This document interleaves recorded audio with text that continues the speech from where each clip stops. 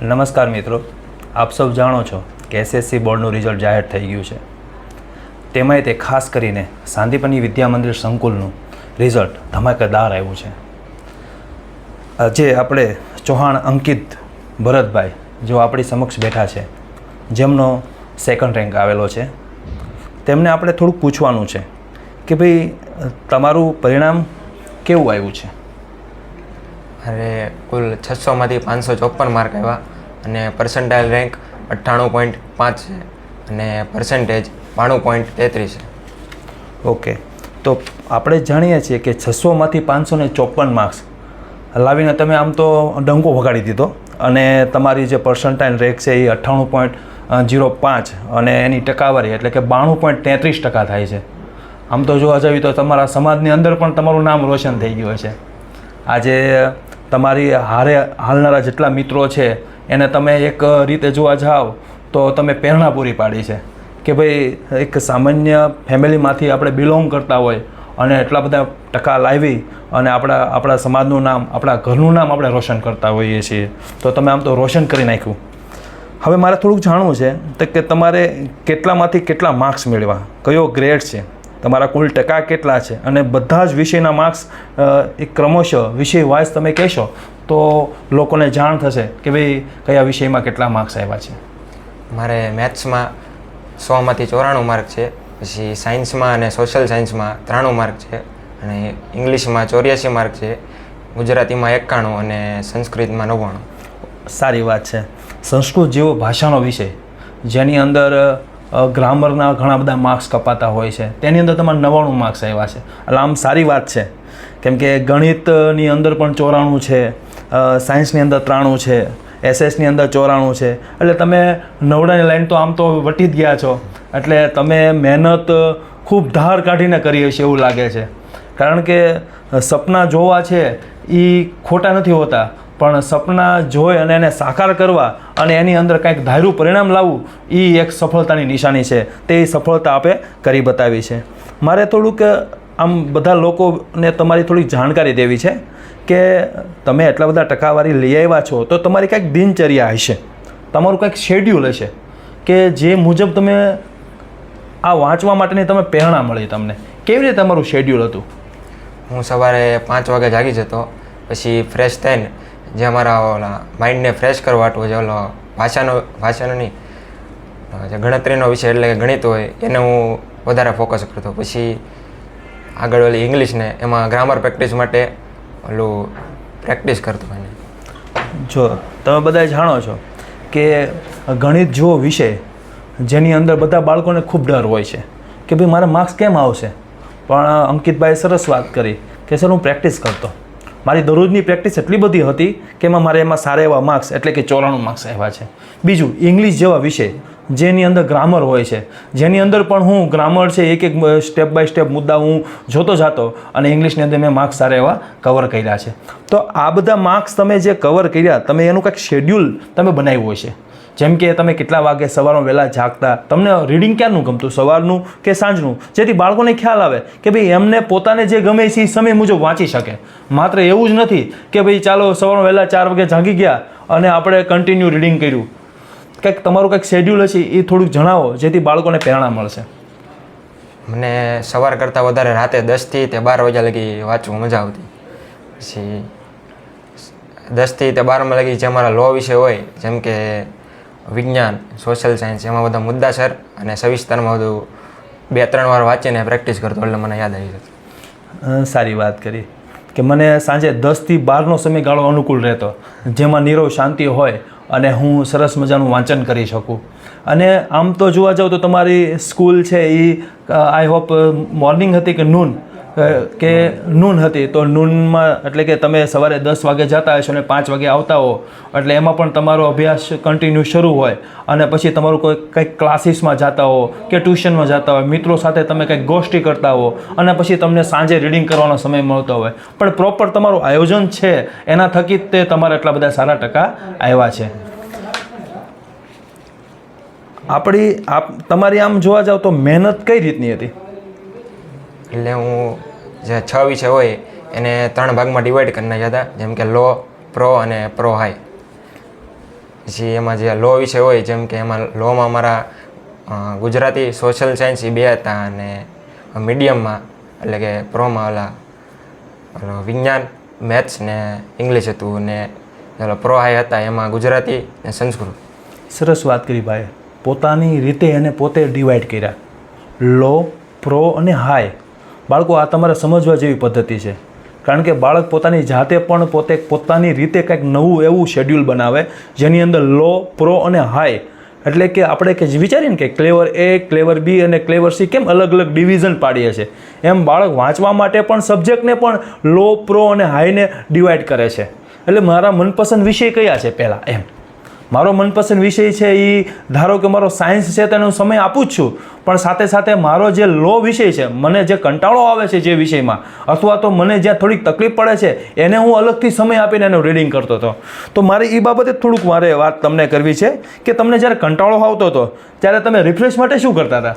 હું કંટાળો આવે ત્યારે ઘડી બહાર જઈને આંટો મારી આવતો અને બહુ પછી ન ઓલું થાય તો પછી ફોન ઘૂમડી. અત્યારે તો તમે બધા જાણો છો કે ભાઈ બાળક વાંચતા વાંચતા કંટાળી જાય છે અને વાંચતા વાંચતા એને પોતાને એવું થાય છે કે ભાઈ હવે શું કરવું એમ. ત્યારે ભાઈ બહાર એક આંટો મારી મિત્રો હારે કે બહાર સાયકલ ચલાવી આવી, જેથી એક આનંદ અંદરથી આવે અને પાછા આવીને પાછા રીડિંગમાં આપણે લાગી જઈએ. અને પછી પાછું આપણે અત્યારે તો આમ જોવા જાવ ને તે મોબાઈલનો યુગ છે, તો ભાઈએ કીધું એમ કે ભાઈ એક મારો ચોક્કસ સમય હતો એની અંદર હું મોબાઈલનો પણ યુઝ કરતો હતો. એમાં કોઈ ના નથી, પરંતુ મોબાઈલની અંદરથી આપણું જે શિક્ષણ છે, આપણે જે વાંચીએ છીએ એમાં આપણે ડાયવર્ટ થઈ જતા હોઈએ છીએ. પણ ભાઈએ કીધું એમ કે મેં મારા માઇન્ડ ફ્રેશ એટલે કે કંટાળો જ્યારે મને આવતો ત્યારે તેનો યુઝ કરતો હતો. એ એક સારી બાબત છે. હવે થોડુંક આપણે એક નવી રીતે થોડીક જોઈએ કે દરેક વિષયનું વાંચન તમે કેવી રીતે કરતા હતા અને કયા સાહિત્યમાંથી એટલે કે શેમાંથી કરતા હતા? અહીંથી સ્કૂલે જયદીપ સર અને શક્તિ સરે અમને આઈડલ અને અસાઇનમેન્ટ પૂરી પાડી હતી અને બીજા અધર મટીરિયલ જેમ કે ભાવનગરના સરદાર પટેલ અને પછી માર્વલ એ ઇંગ્લિશમાં કામ આવે એવા બધા છે. એટલે બરોબર છે, તમે વાત સાચી કરી કે ભાઈ અત્યારે અલગ અલગ સાહિત્યના પ્રકાશનો તો ઉપલબ્ધ છે જ તે, પણ તમે કીધું એમ કે તમારા શિક્ષકો દ્વારા તમને જે પાઠ્યપુસ્તકનો ખાસ તમને જે આપવામાં આવ્યું કે ભાઈ પાઠ્યપુસ્તક છે મેન છે અને પછી અધર જે સાહિત્ય છે એના દ્વારા તમે પ્રેક્ટિસ કરી શકો છો. એટલે તમે અલગ સાહિત્યનો પણ ઉપયોગ કરી અને તમે સારા એવા માર્ક્સ મેળવ્યા છે. હવે આ વિષય વાઇઝ તૈયારીનું આયોજન તમે કેવી રીતે કર્યું હતું? એ તમે કીધું એમ લો, પ્રો અને હાઈ. જેમ કે લો વિષય હોય એને હું વધારે સમય આપતો, પ્રો છે એને જરાક ઓછો, અને જે પ્રો હાઈ છે એને હું ઉપર આમ ખાલી નજર મારી દઉં. ક્યારેક એવું બન્યું હશે કે ભાઈ પહેલી પરીક્ષા આવી ત્યારે તમારી કરતાં કોઈક આગળ વહી ગયું હશે, બીજી પરીક્ષામાં કોઈક આગળ વહી ગયું હશે, અને ટેસ્ટ પણ વારા ઘડીએ તમારી લેવાતી હતી ત્યારે પણ કોઈક આગળ વયું જતું હશે, તો તમે તમારી પોતાની જાતને મોટિવેટ કેવી રીતે રાખતા હતા અને કઈ રીતે અપ લાવતા હતા તમે? જ્યારે રિઝલ્ટ આવ્યું ત્યારે જરાક મનમાં એમ થતું કે મારો નંબર ન આવ્યો, ઓલાનો આવી ગયો, પણ તારે હું મગજને આમ સમજાવતો કે હવે આ નહીં તો આગલી વખતે આવે છે એમ. કે સેલ્ફ મોટિવેટ કે ભાઈ મારા માર્ક્સ ઓછા આવ્યા છે, મારા ટકા ઓછા આવ્યા છે, તો લાવો ને આ ભાઈને જ કેમ આવ્યા, મારે કેમ ન આવે, એવી તમે સેલ્ફ મોટિવેટ કરતા અને પોતાની જાતને જ પ્રશ્ન પૂછતા કે ભાઈ હવે મારે માર્ક્સ સારા લાવવા છે, એના માટે તમે આ થિયરી, આ સિસ્ટમ વિકસાવી. સારી વાત છે. ટેસ્ટમાં તમે કેવી રીતે તૈયારી કરતા? ટેસ્ટમાં જેમ બહુ આમ અઘરો વિષય હોય જેમ કે મેથ્સ, ઇંગ્લિશ, સોશિયલ સાયન્સ, એમાં હું વધારે સમય આપતો, અને ગુજરાતી જેવા કે સંસ્કૃત એવા વિષય હોય એમાં હું ખાલી રીડિંગ કરતો. બરોબર છે. જે અઘરા વિષયો લાગતા એમાં તમે થોડોક વધારે સમય આપતા અને પ્રેક્ટિસ વધારે કરતા, અને જે સહેલા વિષય છે એમાં તમે ઓછો સમય આપીને પણ કવર કરી લેતા હતા. પેપર પ્રેક્ટિસ દરમિયાન તમે કેવી રીતે તૈયારી કરતા હતા? જ્યારે તમારે 100 ગુણના જે અલગ અલગ રાઉન્ડ ટેસ્ટ હાલતા હતા, રાઉન્ડ પેપર હાલતા હતા, ત્યારે તમારી તૈયારી કેવી હતી? પહેલાં તો હું મનને આવો શાંત કરી નાખતો, પછી રીડિંગ કરવા બેસી જતો. પછી એમાં બરોબર છે કે ભાઈ હું મારા મનને હું શાંત કરી નાખતો, હું પોતે અંદરથી જ મંથન કરતો કે ભાઈ મારે જે પ્રેક્ટિસ પેપર હાલે છે કે એની અંદર મારે ધારો કે મારે 100માંથી મારે 90 માર્ક્સ આવે છે તો મંથન કરું 10 માર્ક ક્યાં કપાણા, કયા ચેપ્ટરના કારણે મારે કપાણા, એ ચેપ્ટરની અંદર હું પોતે હવે લાવો થોડુંક વધારે ડેડિકેશન આપી, અટેન્શન આપી અને કવર કરી લઉં આવું તમારું કંઈક કહેવાનો વિચાર હતો એવું લાગે છે. પણ તમારી રિઝલ્ટ બહુ સારું આવ્યું અને બધા બાળકોને પ્રેરણા પણ મળશે. હવે આ જે રિઝલ્ટ સારું આવ્યું છે એમાં તમને કોનો સાહસ સહકાર હતો? આ રિઝલ્ટમાં મમ્મી પપ્પાનો મને બહુ સહકાર હતો. મમ્મી જ્યારે જરૂર પડે ત્યારે મને પાણી કે દૂધ એ બધું અંબાવતા. જેમાં પપ્પાએ જે જોવે એ પણ બધું પૂરું પાડતા. સાચી વાત છે. આમ તો જોવા જાઓ ને તો બાળક જ્યારે જન્મ થાય ને ત્યારથી જ માતા પિતાને એવો વિચાર આવતો હોય કે આ બાળક મારું નામ રોશન કરશે. માં છે ને એ એના બાળકને એટલો બધો પ્રેમ આપતી હોય છે કે ભાઈ આ મારા સપના પૂરા કરવા માટે મારા ઘરે રતનનો જન્મ થયો છે, મારા દીકરાનો જન્મ થયો છે. અને પિતાને છે ને એ એના મગજની અંદર ચાલતું હોય છે કે ભાઈ મારા ઘરે દીકરાનો જન્મ થાય છે અને થયો છે તો હવે કાંઈક નવું જ થશે. અને સાચી વાત છે, આજે દીકરા છે એનું કુળને તારતા હોય છે. તો એવી જ રીતે આજ ભાઈએ સારા એવા માર્ક્સ લાવી અને એમના માતા પિતાનું નામ રોશન કર્યું છે. અને પોતે પણ કહે છે કે ભાઈ મારા સહકારમાં મારે જે આજે માર્ક્સ આવ્યા છે એમાં મારા માતા પિતાનો ખૂબ રોલ છે કે ભાઈ સવારમાં વહેલા જગાડવાથી લઈ અને જમવા કરવાની વ્યવસ્થા પણ જ્યાં વાંચતા હતા ત્યાં જ મને કરી આપતા હતા કે ભાઈ મમ્મી છે એ બધી એટલી ચિંતા કરતી, દૂધનો ગ્લાસ જ્યાં વાંચતા ત્યાં લઈને આવતી હતી.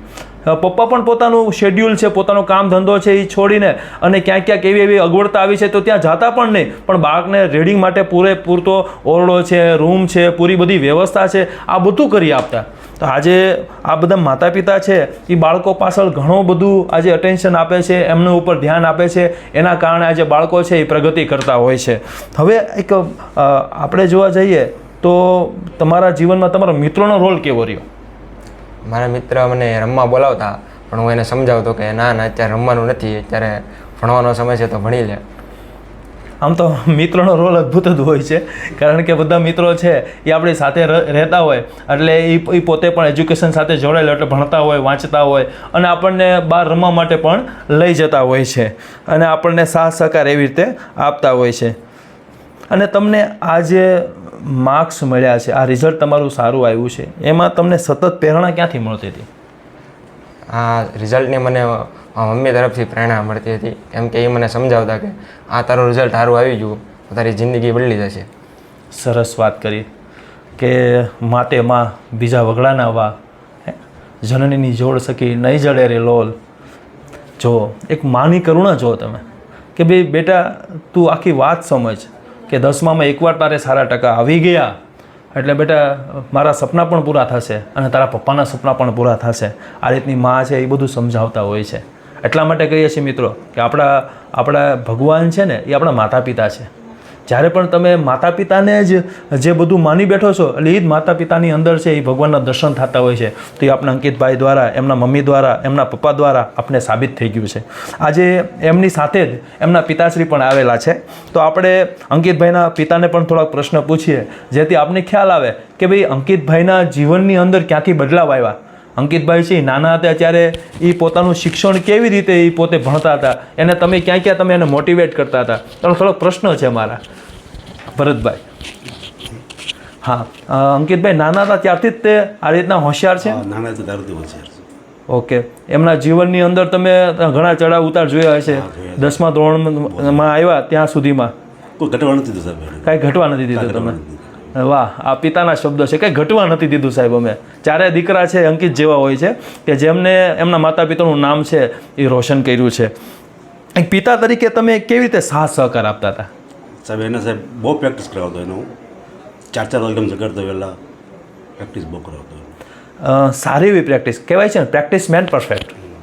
સારી એવી પ્રેક્ટિસ કરાવીને જ અંકિતને એટલા સારા માર્ક્સ આવ્યા છે.